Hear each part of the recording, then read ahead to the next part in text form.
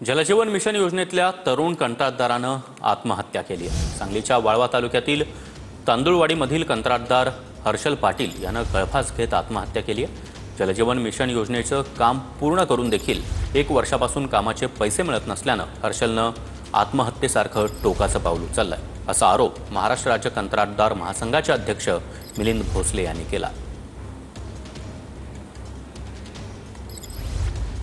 निघाली, work order दिल्या, टक्केवाऱ्या वसूल झाल्या, कामं झाली नाहीत। आता कामं झाली नाहीत म्हणून सगळे हात वर करून मोकळे आहेत आणि म्हणून हा प्रचंड भ्रष्टाचार आहे याच्यामध्ये।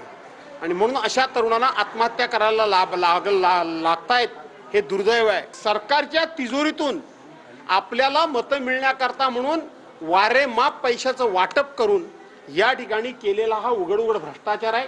त्याची ही सगळी आता पापं आणि त्याचं हे फळ लोकांना